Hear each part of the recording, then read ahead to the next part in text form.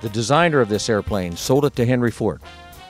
Yeah, that was William Stout, and the way he acquired the money, the capital to keep his company going, was he sent letters to the powerful industrialists of the time, and he requested $1,000, and his only promise was you weren't going to get your money back.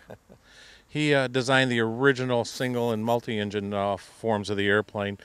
The trimotor that he designed wasn't all that good of an airplane, so that's when Ford took over, brought his design team in, including William Mayo, and they redesigned it to what you see here today.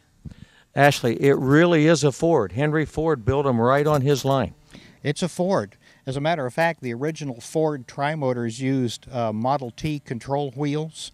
They used Ford truck brakes modified for aircraft use, and as many Ford automobile production components as they could find. This airplane is Ford inside and out. The trimotor Ford was one of the first scheduled airline airplanes. What type of people had the opportunity to fly on this airplane? People with a lot of money. The fares, of course, in that day, like today, were dependent upon distance. Ford trimotors did a lot of short-haul flying. They were very popular on the same East Coast routes that commuter airlines are flying today, Boston to Philadelphia to Washington to New York, or actually Newark in those days.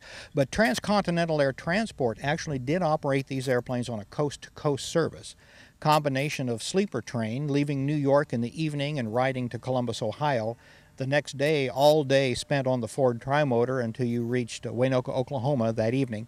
Another sleeper train to Clovis, New Mexico, and then a ride all day in another Ford trimotor until you reached eventually San Francisco. In the day, that service was operating in 31, 32, and the fare was $1,400.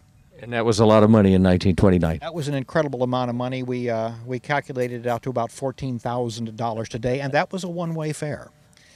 The service did not last because there really was not enough passenger traffic or mail traffic to keep it going, but it did germinate the idea that maybe aircraft could be used for reliable, scheduled coast-to-coast transportation. And then when airplanes came out that were capable of doing that, that's when that began to take off. Well, gentlemen, we appreciate your volunteerism. We appreciate you bringing this airplane to our fly-in, cruise-in right here in Marion, Indiana. And we're looking forward to the whole weekend.